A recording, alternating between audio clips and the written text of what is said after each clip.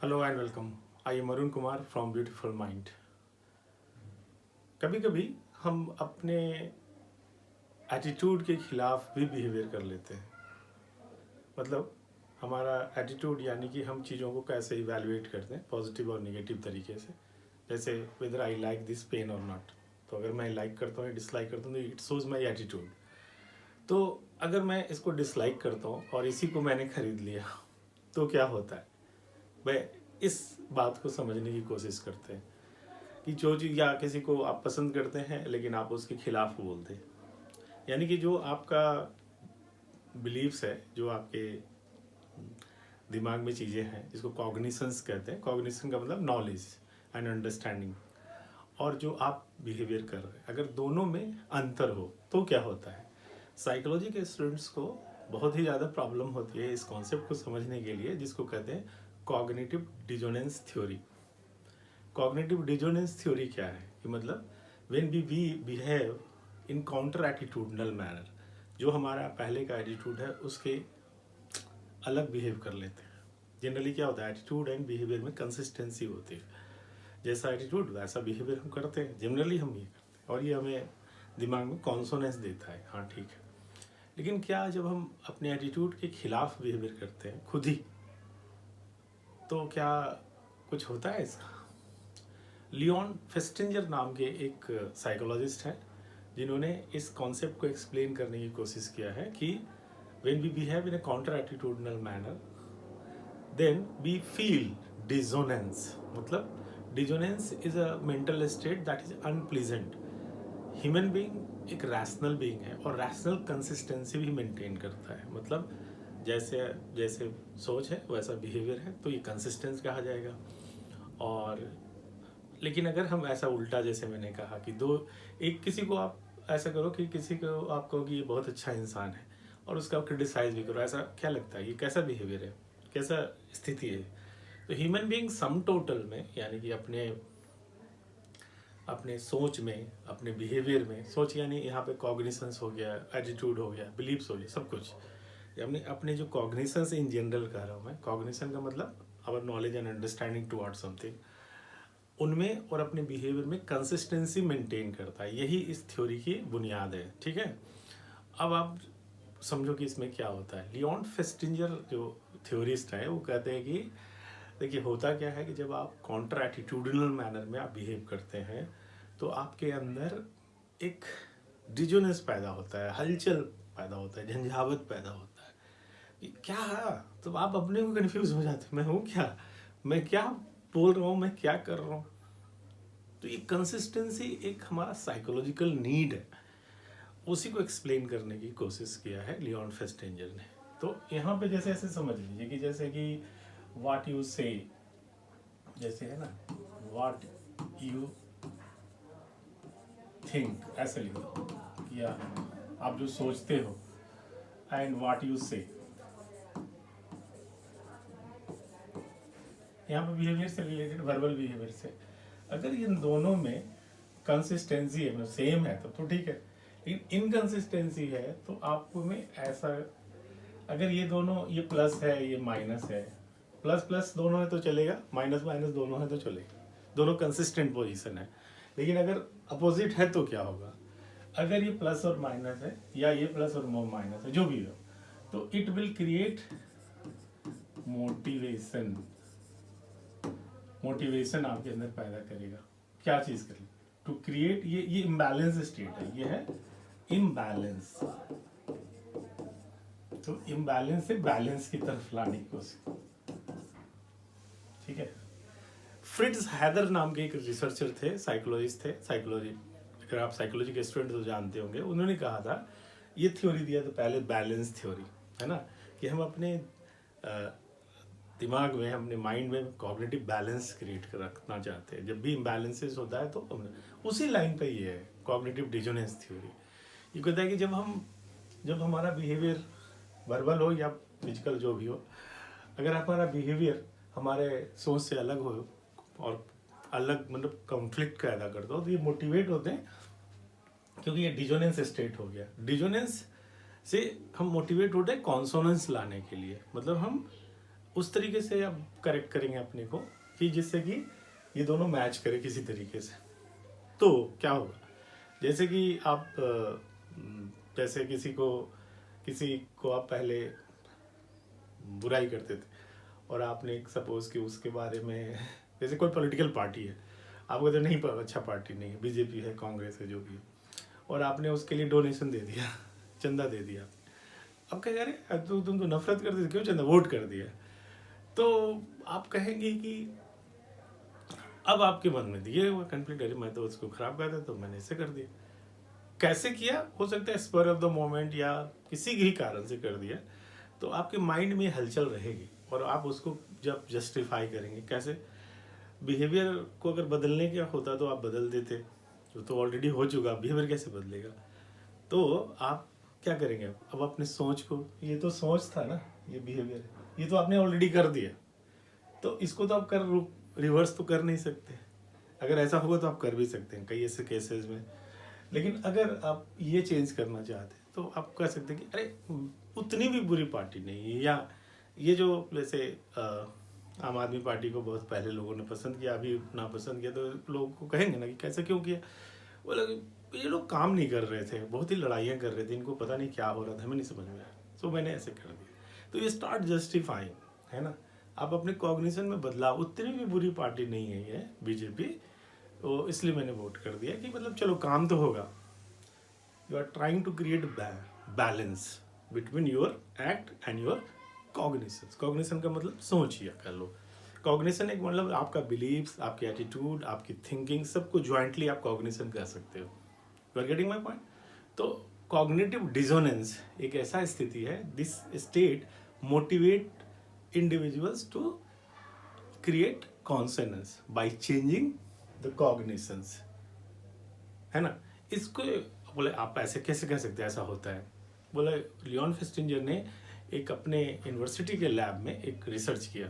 उन university department में होता है, जैसे हम लोगों ने भी यूनिवर्सिटी में जो देखा है, मतलब उनमें एक स्टडी किया उसने। वो ऐसा स्टडी किया कि उन्होंने 2 ग्रुप ऑफ स्टूडेंट्स को बुलाया, मतलब एक ग्रुप लाया, कुछ स्टूडेंट्स को बुलाया, उसको 2 ग्रुप में बांट दिया, ऐसा कह सकते हैं आप। और दोनों ग्रुप को झूठ बोलना था किसी चीज़ के लिए, बताया नहीं, अलग अलग बोल के आपको एक चीज़ बताना है। एक पजल खेलने के लिए दे रहा हूँ मैं, और पजल बोरिंग था, बहुत बोरिंग। तो लेकिन आपको जब कोई पूछे ना तो उसको आपको बताना है कि बहुत इंटरेस्टिंग था। दोनों ग्रुप अलग अलग, एक दूसरे से संपर्क नहीं है ना, ग्रुप ए ग्रुप बी, आप ऐसे कर लो। तो दोनों ने वैसा किया जैसा कहा जाता है।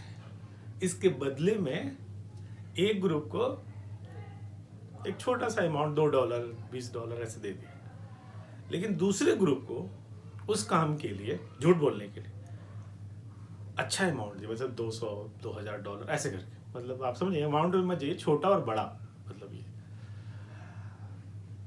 लियोन फेस्टिंजर का ये सोचना था कि देखते हैं इसका क्या रिजल्ट होता है आने वाले समय में। दोनों ग्रुप को नापसंद थे ना वो पजल, क्योंकि नेचुरली वो खराब था, वो ऐसा कुछ अच्छा नहीं लग रहा था, लेकिन दोनों ने अपने जो उनका कॉग्निशन था कि ठीक नहीं है ये, और वो उसके खिलाफ जाके बोले कि नहीं बहुत अच्छा था, तो झूठ दोनों ही बोला है, लेकिन उसके बदले में एक को कम पैसा दिया गया, दूसरे को ज़्यादा पैसा दिया गया। इसका क्या मतलब होता है? तो उन्होंने देखा कि बाद वाले समय में उनको 2-3 महीने, 4 महीने, 6 महीने बाद फिर से बुलाया और उनका एटीट्यूड टेस्ट किया उनके बारे में, उस पजल के बारे में। एटीट्यूड टेस्ट होता है, लिकर्ट होता है, थर्स्टन स्केल होता है, ये सब मेजरमेंट के स्केल है, जानते होंगे आप। तो उससे मेजर किया, और सरप्राइजिंगली क्या हुआ मालूम? जिसको कम पैसे दिए थे उनमें वो ज़्यादा एटीट्यूड चेंज हुआ, मतलब वो इनफैक्ट पसंद करने लगे उस चीज़ को। किस चीज़ को? उस पजल को। मतलब जैसे आप कह सकते हैं कि पहले बहुत ज़्यादा नफरत करते थे, -10, अब वो घट के -2 हो गया फॉर एग्जांपल। तो 8 पॉइंट की चेंजेस आए ना, पॉजिटिव साइड में चेंज आएगा, यानी आप कह रहे हो कि किसी ने किसी कम खराब है, ऐसा कम खराब, पहले ज़्यादा खराब कर रहे थे अब कम खराब कर रहे हैं, ये अपने आप में भी तो पॉजिटिविटी है। लेकिन दूसरे वाले ग्रुप में जिसको ज़्यादा पैसे दिए गए थे उसमें ज़्यादा कोई बदलाव नहीं है।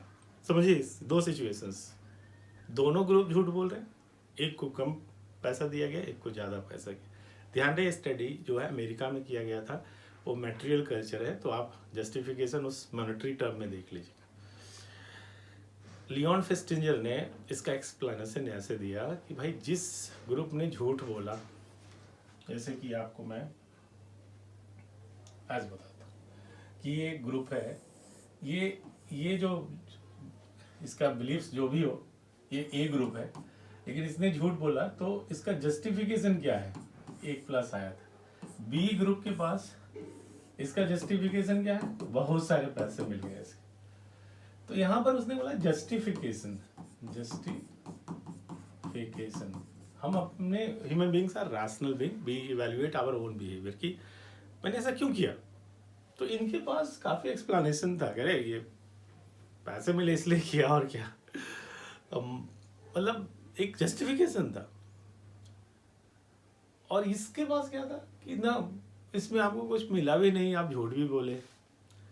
तो इनका दोनों एटीट्यूड कैसा था, इसका पजल के प्रति निगेटिव, लेकिन इस निगेटिव बिहेवियर और ये यहाँ पे पॉजिटिव बिहेवियर कर रहा था। बिहेवियर कैसा था, पॉजिटिव। बिहेवियर कैसा था, पॉजिटिव का मतलब कि आपने उसको अच्छा बोला, है ना। यानी कि ये देखिए, ये दोनों का डिफरेंस देखिए, इसी को डिजोनेंस हुआ ना, ये डिजोनेंस हुआ दोनों में कि आपका जो सोच है और आप जो बोल रहे दोनों अंतर है। लेकिन किसको डिजोनेंस हुआ, बोला इसको ज्यादा डिजोनेंस हुआ, इसको ग्रुप को। क्यों, कि इसके पास जस्टिफिकेशन नहीं है ना। क्या जस्टिफिकेशन है, किस लिए झूठ बोला था, इसके लिए तो जस्टिफिकेशन था कि अरे पैसे के लिए बोले थे। हमने मेरे अंदर से तो मैं वही सोच रहा हूँ कि वो बेकार है, लेकिन हमने बोला इसलिए था। इसमें क्या है, इसमें कुछ नहीं है, इसका जस्टिफिकेशन क्या है, किस लिए बोला था, इतना पैसा मिला है ना। आप यानी कि आप क्वेश्चन करोगे कि हमारा मैंने ऐसा क्यों किया। तो इंसान जो ह्यूमन बीइंग है वो साइकोलॉजी कहती है, अगर आप लेमैन हो तब भी समझ सकते हो, साइकोलॉजी का स्टूडेंट हो तब भी समझ रहे होगे कि तब हम अपने अंदर डिजोनेंस फील करते हैं कि क्या मैं human being try to maintain consistency एक नीड है, साइकोलॉजिकल नीड है, उसी पे ये थ्योरी बनाई हुई है। कहता है कि then we become motivated to restore the consistency. तो वो कैसे होगा, ऑलरेडी तो आपने बिहेवियर कर दिया, झूठ तो बोल ही दिया ना, तो अब चेंज कहाँ करेंगे, आपके पास कॉग्निशन है और आपके पास बिहेवियर तो आपने कर दिया, तो बदलाव तो यहीं आ सकता है ना। तो वो धीरे धीरे आप अपने कॉग्निशंस में बदलाव कर देते तो हो जाता। आपको इसको और सही करने की बात बता, लियोन वेस्टिंजर एक बार इंडिया भी विजिट किया था और उसने एक र्यूमर की साइकोलॉजी दिखाया। र्यूमर में क्या होता है, र्यूमर में ये होता है कि देखा कि जिस जगह अर्थक्वेक के बारे में, कि जहाँ अर्थक्वेक हिट हुआ है, जहाँ आ चुका है, वहाँ के लोग ज़्यादा र्यूमर नहीं फेस कर रहे हैं। लेकिन जब भी जहाँ कहीं एडजॉइनिंग एरिया है जहाँ पे अभी कुछ हुआ नहीं है, लेकिन लोग बहुत ज़्यादा र्यूमर चल रहा है, ये होगा वो होगा वो होगा। तो र्यूमर की साइकोलॉजी क्या होती है, तो बोला ऐसे ही होती है कि जैसे आप किसी चीज़ के लिए डर रहे हो, लेकिन अभी देख रहे हो आप डरने जैसा तो कुछ है नहीं, क्या है, कुछ नहीं है, दिमाग में आपका डर है पैदा हुआ। तो वो डर किस लिए डर है, तो आपके इन्वायरमेंट में कुछ दिख नहीं रहा, तो आप क्या करते हो, वो आप डर को जस्टिफाई करने के लिए एक र्यूमर क्रिएट कर लेते हो या बिलीव्स करना शुरू कर देते हो। तो बोला कि देखिए हवा में भी डर है, सब लोग ऐसा कह रहे हैं, मैं भी डर रहा हूँ, तो कंसिस्टेंसी आ जाती है। कुल मिलाकर लियोन फेस्टिंजर की जो कॉग्निटिव डिसोनेंस थ्योरी है, जिसको many students of psychology have difficulty in understanding this theory, actually वो रट लेते हैं इसको कि what is cognitive dissonance theory. It refers to the inconsistency felt by the individual when he behave in a counter attitudinal manner. ऐसे करके अपने रट लिया। समझते आप इस चीज़ को, तो बोल बहुत सारे, मैं तो अपने स्टूडेंट्स में देखता हूँ बहुत कम समझ है इस चीज़ों के बारे में। तो पहले आप इसको समझिए ना, ये कॉग्निटिव डिसोनेंस क्या है और इससे क्या एक्सप्लेन होता है। तो एटीट्यूड के कंटेक्स्ट में ये बोला जाता है कि जैसे आप एटीट्यूड चेंज को एक्सप्लेन करने के लिए एक बहुत बड़ा थ्योरी है कि जब आप डिसोनेंस क्रिएट हो जाए किसी के अंदर या कर दें किसी कारण से, तो वो एटीट्यूड बदलाव होगा। तो एक टूल भी है, टेक्निक भी है, इसको स्ट्रेटजी भी है कि किसी का एटीट्यूड चेंज करना हो तो उसके अंदर डिसोनेंस पैदा कर दो, है ना। जैसे कि अमिताभ बच्चन आकर बोलते हैं कि what kind of person in do you love your child, बोल यस। तो सभी लोग सोचते हैं मैं अपने बच्चों को बहुत प्यार करता हूँ। तो पोलियो वाले टाइम में कहते थे कि what kind of parents you are, कि सब चीज़ के लिए आपके पास टाइम है, अपने बच्चों को पोलियो बूथ तक ले जाने का टाइम नहीं है। पहले के बारे में टाइम देखिए।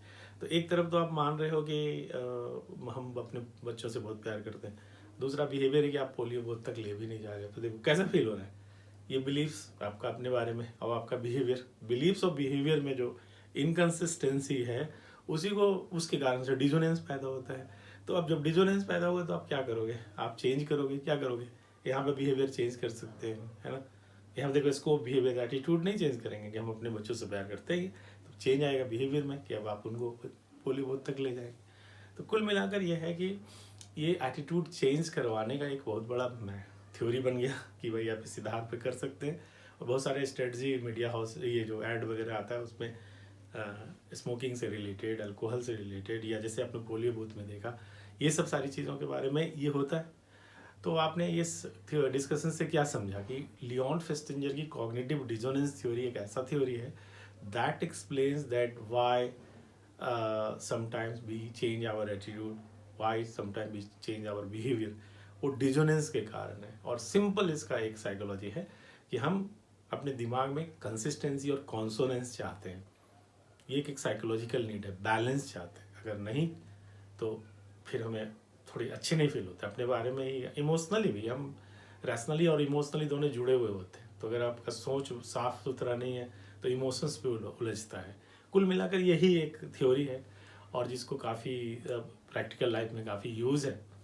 तो लियोन फेस्टिंजर की थ्योरी को समझने में बहुत सारे लोगों को दिक्कत होती है, that is why I discuss this thing. और साइकोलॉजी स्टूडेंट्स और आम लोगों के लिए भी ये काफ़ी हेल्पफुल होगा। Thank you very much. अगर आपको ये चीज़ें समझ में आई हो तो आप कमेंट में बताइए कि कैसा मैंने बताया आपको। अगर आपको लगता है कि मैं इसको फिर से कुछ और अच्छे से बताऊं तो भी बता सकते हैं, या किसी नए कॉन्सेप्ट को बताऊं तो वो बता सकते हैं। तो लेकिन अगर आपको पसंद आ रहा तो आप उसको कमेंट जरूर करना, जिससे कि मुझे पता चले कि कैसा फीडबैक होता है ना कमेंट, तो फिर मैं आगे के टाइम पे आपको और भी डिफिकल्ट कॉन्सेप्ट को सिंपल शब्दों में बताऊंगा। Thank you very much.